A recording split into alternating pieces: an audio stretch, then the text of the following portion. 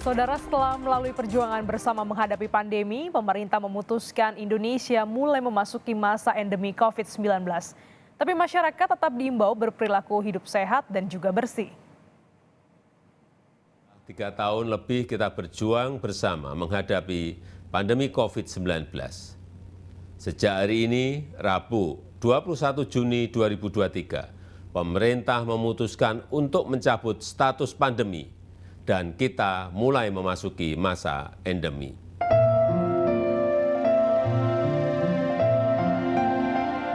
Tiga tahun lalu, tak pernah terpikir kita akan melalui badai pandemi COVID-19 ini. Sejak kasus pertama diumumkan pada 2 Maret 2020, berita duka terus mendera. 31 Maret 2020, pembatasan sosial berskala besar PSBB pertama kali diterapkan. Bekerja dan sekolah, semua dilakukan dari rumah. Saat itu masker bahkan menjadi barang mahal yang tetap dicari demi melindungi diri. Kesiapan stok oksigen hingga ranjang rumah sakit menjadi faktor penentu harapan hidup bagi mereka yang terjangkit. Kamar-kamar isolasi penuh, hingga pemerintah mengizinkan isolasi di rumah bagi pasien tanpa komorbid demi menekan penularan. Harapan baru muncul ketika Indonesia akhirnya menggelar vaksinasi COVID-19 perdana pada 13 Januari 2021, seiring dengan meningkatnya ketersediaan vaksin di dunia. Namun, hanya berselang beberapa bulan, Indonesia kembali dihantam gelombang COVID-19 baru yang lebih mematikan, yakni varian Delta. Angka kematian tertinggi bahkan mencapai hampir 2.100 orang per hari. Itu yang tercatat di atas kertas. Larangan mudik hingga kegiatan masyarakat semakin diperketat. Kegiatan ekonomi porak-poranda. Sejak saat itu, vaksinasi COVID-19 terus digalakkan hingga berdampak pada kasus baru yang terus menurun. Vaksinasi booster alias dosis penguat juga sempat menjadi syarat perjalanan. Kini Indonesia memasuki masa pandemi. 21 Juni 2023, Presiden Joko Widodo resmi mencabut status pandemi COVID-19 di Indonesia dengan total kasus konfirmasi 6,8 juta dan 161.853 orang diantaranya meninggal dunia. Keputusan ini diambil setelah mempertimbangkan angka-angka epidemiologi sesuai rujukan Badan Kesehatan Dunia WHO dan tingkat kepemilikan antibodi di masyarakat yang sudah mencapai 99%. Menurut WHO, terdapat 3 kriteria dalam penentuan Public Health Emergency and International Concern, yaitu kejadian tidak biasa atau luar biasa, berisiko terhadap kesehatan internasional, serta membutuhkan koordinasi lintas negara. Merujuk hal tersebut dengan melihat kondisi faktual saat ini, maka dapat dikatakan COVID-19 sudah tidak lagi termasuk sebagai kedaruratan kesehatan masyarakat dan bencana nasional di Indonesia. Artinya, Indonesia sudah memasuki masa endemi. Ikatan Dokter Indonesia juga menyetujui keputusan pemerintah untuk memasuki masa endemi.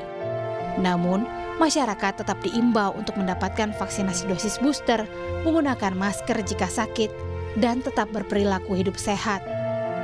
PBID menyatakan setuju dengan pemerintah terkait keputusan pencabutan status pandemi COVID-19 di Indonesia dan bahkan Pak Presiden mengatakan kita masuk ke fase endemi. Endemi itu bukan berarti penyakitnya tidak ada atau lenyap atau musnah. Endemi itu artinya penyakitnya tetap ada tetapi terkendali. Meski demikian, epidemiolog menilai diksi pemerintah soal pencabutan status pandemi COVID-19 adalah salah kaprah karena WHO belum resmi mencabut status pandemi dunia meski sudah mencabut status kedaruratan kesehatan globalnya.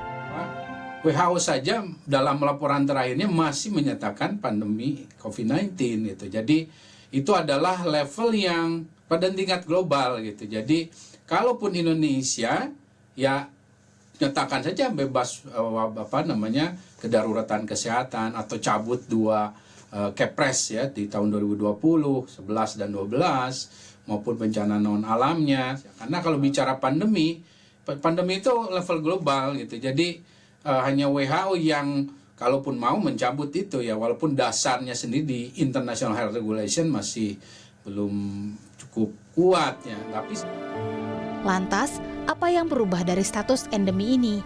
Yang jelas, kini pemerintah tak lagi bertanggung jawab atas pencegahan, perlindungan, dan penyembuhan COVID-19. Mulai saat ini, semuanya jadi tanggung jawab individu.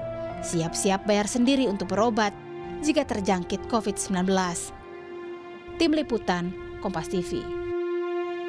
Meski sudah berubah status COVID-19 menjadi endemi, Ikatan Dokter Indonesia mengingatkan peluang status naik lagi menjadi pandemi tetap bisa terjadi. Oleh karena itu, Satgas COVID-19 ID berharap kelompok rentan dan individu yang sakit tetap diminta mengenakan masker saat beraktivitas. ID menegaskan perubahan status COVID-19 menjadi endemi bukan berarti penyakitnya sudah hilang. Selain anjuran pemakaian masker, ID meminta pemerintah tetap memberikan vaksinasi gratis booster kedua atau dosis keempat. Memang ini situasi endemis, tapi bukan berarti penyakitnya nggak ada, penyakitnya tetap ada dan risiko penularannya juga ada. Oleh sebab itu kan tetap dihimbau kepada masyarakat yang berisiko tinggi seperti yang lansia dengan atau orang-orang dengan komorbid atau ada penyakit imunitas, itu tetap menjaga dirinya kalau berada di keramaian pakai masker supaya nggak tertular karena mereka risiko tinggi. Demikian juga orang-orang yang bergejala pakai masker juga supaya jangan menularkan. Ini adalah salah satu perilaku yang mencegah terjadinya sirkulasi kuman virus yang terus-menerus, karena sirkulasi dan transmisi yang terus-menerus akan memicu terjadinya mutasi, dan mutasi memicu terjadinya strain atau strain baru atau varian baru. Pemerintah atau merekomendasikan kepada pemerintah walaupun situasinya endemis tetap akses penyediaan vaksin ini diberikan gratis kepada kelompok risiko tinggi yang tidak mampu membeli. Jadi kalau bisa vaksin ini masuk ke skema BPJS untuk orang-orang kelompok PIB itu akan bagus sekali. Jadi kita tetap memberikan perlindungan kepada orang